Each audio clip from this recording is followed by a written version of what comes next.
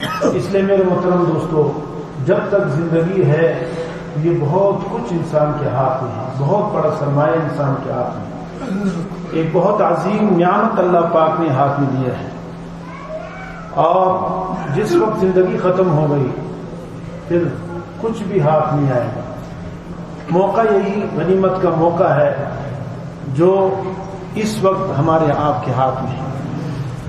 جو لوگ اس دنیا سے رخصت ہو چکے ان کے لیے بس وہی تھا جو اس نے کر لیا، اب ان کے عمل کا کوئی فائدہ نہیں، سوائے جو نیک عمل اس نے اس حیثیت سے کیا ہے کہ وہ صدقہ جاریہ ہو۔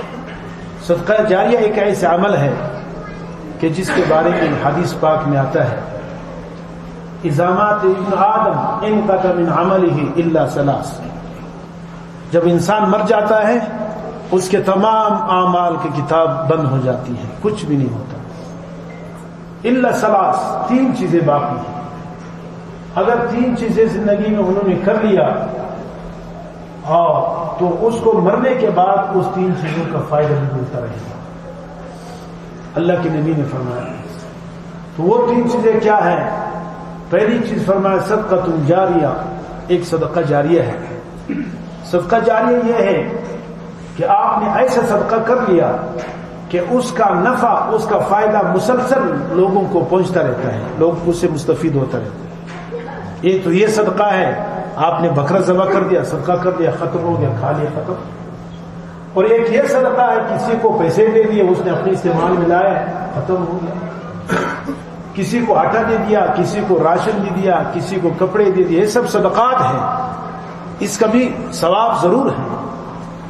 لیکن ایک ایسا صدقہ کر لیا کہ آپ نے اس میں جو مال لگا دیا وہ ہمیشہ ہمیشہ رہتا ہے۔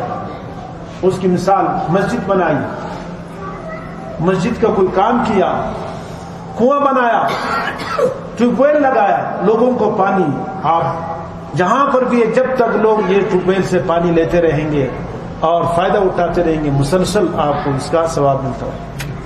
مسجد بنائی، مہمان خانہ بنایا، اور مسجد میں جب تک لوگ رہیں گے اس مسجد سے فائدہ اٹھائیں گے، نمازیں پڑھیں گے، آپ کو مسلسل رہے گا۔ آپ نے مہمان خانہ بنایا، کوئی مدرسہ بنایا، کوئی قرآن مجید وقف کر دی، دینی کتابیں وقف کر دی، جب تک وہ کتابیں رہیں گے، قرآن مجید رہیں گے اور وہ مدرسہ رہے گا، آپ کے لیے مسلسل ثواب چلتا رہتا ہے، لوگ اسے مستفید ہو رہے ہیں۔ تو یہ صدقہ جاریہ کی مثالیں ہیں۔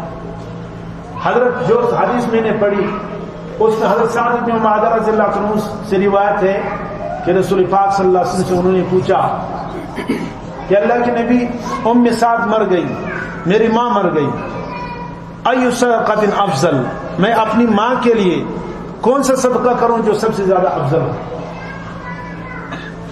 اللہ کے نبی سے صحابی پوچھ رہا ہے کہ میرے والدہ فوت ہو گئی ہے، میرے لیے اپنے والدہ کی اثار ثواب کے لیے کون سا افضل صدقہ ہے کہ میں کروں؟ تو حضور صلی اللہ علیہ وسلم نے فرمایا احفر بئرا، کنواں کھود لو، فحفر بئرا، اس نے ایسے کنواں کھود لیا اور اس کا نام رکھ دیا بئر ام سعد، ام سعد کی ماں کا، سعد کی والدہ کا کنواں، اور لوگ اس سے باقاعدہ مسلسل پانی لے رہے تھے اور استعمال کر رہے تھے۔ تو اس کو صدقہ جاریہ ہے، یہ مثال اس حدیث میں بتائی۔ اس کے علاوہ کوئی بھی دینی ایسا کام جو کہ جس سے مسلمان یا انسان کوئی بھی مستفید ہوتا رہتا ہے۔ آپ نے ایک سائبان بنایا، لوگ گرمی کے وقت میں درختیں لگا دی، لوگ اور پرندے اس سے فائدہ اٹھاتے ہیں اس کے سائے سے۔ ایک ندی کھدوا دیا، لوگ اس سے فائدہ اٹھا رہے ہیں، یہ سارے صدقہ۔ اس کا ثواب یہ کہ مرنے کے بعد بھی مسلسل آپ کے بینک اکاؤنٹ میں ہوتا، جمع ہوتا ہے۔ جتنے لوگ فائدہ اٹھائیں گے مرنے کے بعد آپ کو قبر میں اس کا فائدہ ہوگا۔ ایک چیز۔ دوسری چیز، حضور پاک علیہ السلام نے فرمایا کہ اولاد صالح یدعو لہ، کہ کسی آدمی کی اولاد ہے، اس نے اپنے بچوں کی ایسی تربیت کی اور بچوں کی ایسی انداز میں صالح بنایا کہ وہ اولاد اپنے ماں باپ کے لیے اس کے مرنے کے بعد ہر وقت اس کے لیے دعا کرتا رہتا ہے. تو ایسے اولاد بھی انسان کے مرنے کے بعد اس کے قبر میں بھی اس کی فائدہ پہنچتا رہتا ہے. جب تک وہ اولاد زندہ رہے گی، جہاں جہاں جائے گی، جہاں نیک کام کریں گے، دعائیں کریں گے، وہ سب اپنے ماں باپ کے قبر تک مرنے کے بعد بھی پہنچتا ہے. تیسری چیز اللہ کے نبی نے فرمایا او علم ينتفع به وينتشر، یا اس نے علم حاصل کیا اور وہ علم ایسا تھا کہ اس نے لوگوں میں پھیلایا، لوگ اس کے علم سے مستفید ہوتے رہے، لوگوں کو مسائل، شرعی احکام، لوگوں میں اچھی باتیں، امر معروف نہی منکر، جب تک زندگی میں جتنا اس کا علم تھا لوگوں نے ان سے فائدہ اٹھایا. پھر اس کے شاگرد بنے، اس کے شاگرد کے شاگرد، اس کے شاگرد کے شاگرد بنتے رہے. جب تک یہ سلسلہ جاری رہے گا قبر میں اللہ پاک اس کو مسلسل ثواب مستقل پہنچاتا ہے. تو یہ تین چیزیں ایسی ہیں. اس کے علاوہ باقی تمام چیزیں جتنا بھی ہے زندگی کے اندر انسان کو مفید ہے. زندگی ختم ہو گئی، موت آ گیا، سب ختم ہو گیا. یہ تین چیزیں ایسے ہیں کہ اگر کوئی انسان ہمت کرے تو مرنے کے بعد بھی انسان کو اس کا ثواب پہنچتا ہے. تو اس لیے میرے محترم دوستوں، اس حدیث میں ہم اور آپ کو اس بات کا سبق دیا گیا کہ ہم اور آپ اپنی زندگی میں کریں. کرنا ہے تو زندگی میں ہو سکتا ہے، مرنے کے بعد کچھ نہیں. جتنے بھی اولاد ہیں، جتنی پیاری بیوی ہے، جتنے پیارے اولاد ہیں، چند وقت کے بعد بھول جائیں گے. ہم اور آپ زندہ مثال ہیں میرے محترم دوستوں. ہر ایک ہم اور آپ اپنے باپ دادا وغیرہ کو کب یاد کرتے ہیں؟ اپنے دادا کا قبر بھی معلوم نہیں، معلوم ہے؟ قبر بھی معلوم نہیں ہے. جب قبر ہی معلوم نہیں ہے تو اس کے لیے دعا کیسے کریں گے؟ اس کے لیے صدقات کیسے دیں گے؟ بہت کم لوگ ہیں جن کو اپنے باپ اپنے والدین سے محبت ہے، مرنے کے بعد بھی یاد کرتے ہیں. اکثر تو ماں باپ کا قبر بھی بھول جاتے ہیں. تو دوسروں کے آسرے پہ مت رہو.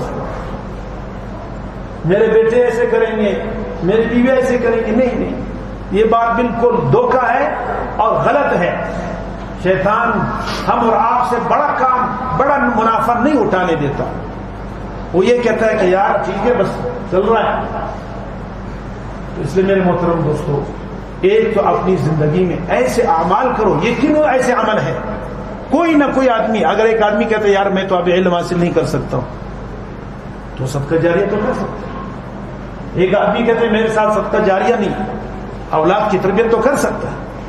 صدقہ جاریہ اس کا یہ مطلب نہیں کہ ایک آدمی پوری مسجد بنا لے، ایک آدمی پورا کنواں بنا لے. کہیں پر صدقہ جاریہ کا کوئی موقع ہے، آپ کے حسب توفیق کیا ہے؟ آپ نے 5 روپے دے دیا، اس میں وہ لگ گیا، اس میں آپ کو اپنے 5 روپے کا صدقہ جاریہ کا ثواب مسلسل ملتا ہے. آپ نے ایک درخت لگا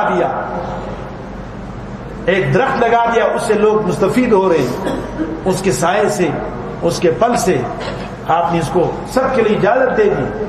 جب تک وہ درخت ہوگا زمین کے اندر، زمین پر، قیامت تک آپ کے لیے ثواب ملتا ہے. آپ نے کنواں کھود دیا، نہر کھودنے کا، لوگوں کو پانی دینے کا. حضرت ہارون رشید رحمۃ اللہ علیہ کی بیوی حضرت زبیدہ بہت پاک دامن عورت تھی، بادشاہ کی بیگم ہے اور خود بھی شہزادی ہے. اس کا باپ بھی بادشاہ تھا، اس کا بھائی بھی بادشاہ تھا، اس کا شوہر بھی بادشاہ تھا. یہ واحد عورت ہے اسلام کی تاریخ میں جس کے 4 رشتے جو ہے وہ بادشاہت میں گزرے. شوہر، بیٹا، باپ، بھائی. ایسی یہ کیسے عورت ہوگی؟ بادشاہ اس کا بھائی ہے، بادشاہ اس کا باپ ہے، بادشاہ اس کا شوہر ہے، بادشاہ اس کا بیٹا ہے. عجیب عورت تھی، بہت عظیم عورت تھی. اس نے ایک مرتبہ خواب دیکھا، عجیب خواب دیکھا، بہت ڈراؤنا خواب.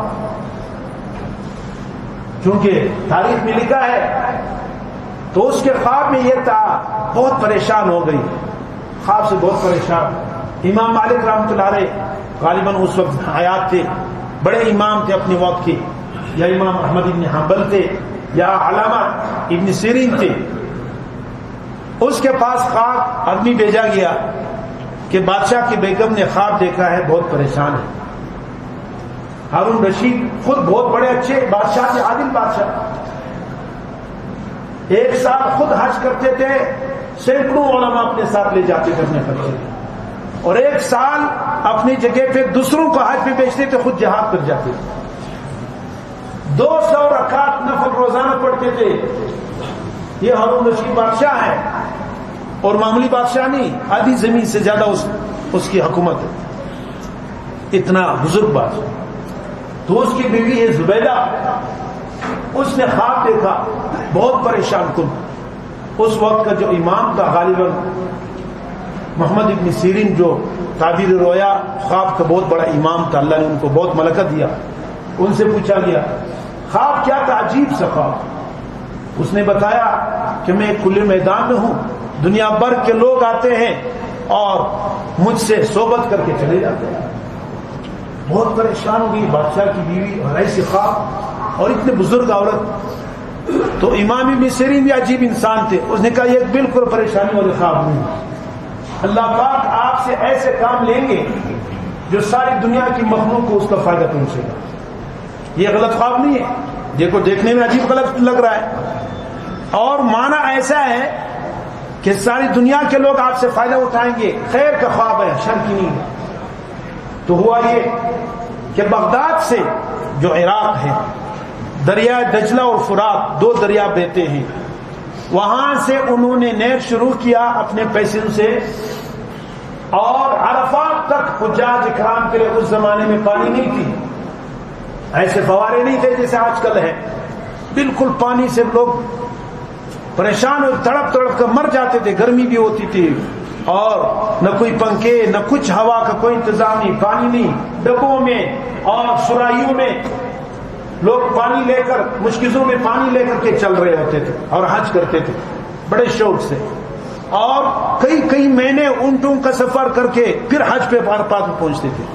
یہ کیفیت جب انہوں نے دیکھی، اور وہ بادشاہ زادی تھی، بادشاہ کی بیگم، تو اس نے باقاعدہ اپنے خرچے سے نہر کی ایسی کھدائی کی کہ وہاں سے اس کا پتھروں سے نہر بنایا، اور اس کے اوپر پتھر دیے، اور ترتیب ایسے بنائی، سینکڑوں میل ہے، سینکڑوں میل، پوری دنیا میں یہ واحد کارنامہ ہے، اسلامی کارنامہ ہے، مسلمان بھائیوں کے لیے خیرخواہی کا کارنامہ۔ وہ کیا ہے؟ عرفات کے میدان تک، حاجی حضرات نے دیکھا ہوگا عرفات کا جو پہاڑ ہے جبل رحمت، اس کے ساتھ ان کو ایسے گھمایا گیا ہے، اور پانی نکالنے کے جگہ جگہ میں اس کو سوراخ ہے، آج تک موجود ہے، آج تک موجود ہے۔ پانی تو بالکل یہ چند سال پہلے تک موجود تھا، بہت سارے پرانے حاجیوں نے دیکھا۔ اس کے بعد پھر جب یہاں کا آل سعود کا حکومت آ گیا، انہوں نے پانی کا انتظام کر لیا، اس پانی کی ضرورت نہ پڑی۔ تو یہ صدقہ جاریہ ہے۔ اب دیکھو کتنے سینکڑوں سال حجاج کرام نے اس پانی سے فائدہ اٹھایا، بتاؤ اس عورت کو کتنا ثواب ملا ہوگا۔ حاجیوں کا خدمت، پھر پانی جیسی چیز کی خدمت، پانی بہت بڑی ثواب، عظیم ثواب ہے، خاص کر پھر جہاں پر پانی نہ ملتا ہو، جیسے ہمارے یہ علاقے۔ آج کل تو یہ مصیبت ہے، ہمارے اندر وہ جذبہ ختم ہو گیا، انسانیت کو فائدہ پہنچانے کا جذبہ ختم ہو گیا، حیوانوں کو فائدہ پہنچانے کا جذبہ ختم ہو گیا، مسلمانوں کو بھی فائدہ پہنچانے کا جذبہ ختم ہو گیا۔ دوسرا جذبہ کار فرما ہے، تکلیف دینے کا جذبہ۔ بس یہ تکلیف دینے کا جذبہ ہے، ہر ایک آدمی ایک فرعون بنا ہوا ہے، اور اپنے آپ کو پتہ نہیں کیا سمجھ رہا ہے، اس کی مزاج یہ ہے کہ کسی کو تکلیف دے دے، تکلیف دینے کا، راحت دینے کا جذبہ ختم۔ یہ مسلمانوں کی تاریخ ہے میرے محترم دوستو۔ یہ بادشاہ کی بیوی ہے، اس کا بھائی بادشاہ، اس کا شوہر بادشاہ، اس کا بیٹا بادشاہ، اس کا باپ بادشاہ، 4 بادشاہوں کے رشتے سے یہ عورت ہے۔ آپ اندازہ کریں کس درجے کی عورت ہوگی، لیکن اس کی عصمت اور اس کی عفت اور زاہدانہ زندگی دیکھے کہ کتنے سینکڑوں سال تک مسلمانوں کے لیے، حجاج اکرام کے لیے، حجاج کے بارے میں اللہ کے نبی فرماتے ہیں ضیوف الرحمان، یہ اللہ کے مہمان۔ حاجی کون ہے بھائی؟ اللہ کے مہمان۔ اللہ کے مہمانوں کے لیے اتنے پانی کا انتظام کیا، اندازہ کرے کیا ثواب ملا ہوگا اس کو، کیا بدلہ اللہ نے دیا ہوگا۔ آج تو ہم جو ہے ایک بالٹی پانی کوئی لینا چاہے ہم اس کو بھگا دیتے ہیں، ایک پانی بالٹی۔ تو صدقہ جاریہ بہت سارے دنیا بھر کے پیسے ہمارے پاس آتے ہیں اور چلے جاتے ہیں فضولیات میں، جس کا ایک بھی فائدہ نہیں، نقصان، بلکہ ہمارا آپ کا تو اکثریت کا جذبہ یہ بنا ہے پیسوں سے گناہ خرید لیتے ہیں، اللہ کو ناراض کر کے ایسے عمل، پیسوں سے اپنے پیسے بھی برباد، اللہ کی ناراضگی بھی۔ یہ شیطانی عمل میرے عزیزو، جن پیسوں سے اللہ کو ناراض کرتے ہو، انہی پیسوں سے اللہ کو راضی بھی کر سکتے ہو۔ ایسے موقعوں سے جی مت چرایا کرو جہاں پر تو آپ کا پیسہ اللہ کے دین پہ لگ رہا ہے، کسی مسلمان کا فائدہ ہو رہا ہے، کسی انسان کا فائدہ ہو رہا ہے۔ میں نے آپ حضرات کو حدیثیں سنائی، اللہ اتنا عظیم ذات ہے کہ کسی آدمی کی معمولی نیکی اللہ کو پسند آ گیا، وہ جتنا بدکار ہے اللہ سارے گناہ معاف کر دے۔ اللہ تو بہت قدردان ہے۔ اللہ کا ایک صفت ہے شکور۔ اللہ کی صفت کیا ہے؟ شکور کا معنی ہے قدردان۔ قدردان کا مطلب یہ کہ آپ معمولی کچھ کرو وہ اس کو بہت کچھ سمجھتا ہے۔ آپ اندازہ کریں، ایک آدمی نے آپ کو تھوڑا سا ہدیہ کر دیا، ایک عطر کی شیشی دے دیا، آپ نے اس کو بہت اکرام کے ساتھ بہت بہت شکریہ، اللہ آپ کو بہت کچھ دیا، اس آدمی کا دل خوش ہوتا ہے کہ نہیں؟ اگر ایک آدمی آپ کو 1 لاکھ روپے ہدیہ دے دے، آپ اس کو ایسے یہ کیا دیا، اس کا دل ٹوٹے گا کہ نہیں ٹوٹے گا؟ تو اللہ یہ پہلا آدمی وہ شکور ہے، قدردان ہے۔ اللہ اتنی سی نیکی، اللہ کو نیکی کی ضرورت بھی نہیں، لیکن معمولی نیکی آپ نے کر لیا، اللہ کریم کی ذات یہ ہے قیامت تک اس کو بڑھاتا رہتا ہے، اس کو شکور ہے، قدردان ہے۔ حدیث میں آتا ہے کہ کل قیامت میں بہت سارے لوگ تو اپنے بارے میں یہ گمان کر چکے کہ میں تو ہلاک ہو گیا، میرے اتنے گناہ ہیں، نیکی کچھ بھی نہیں۔ جب اللہ کے سامنے آئے گا، جب حساب کتاب کو میزان کا ترازو کے سامنے آئے گا، وہ بہت پریشان ہے، کتنے گناہ، مجھے تو جنت کی خوشبو بھی نہیں ملے گی۔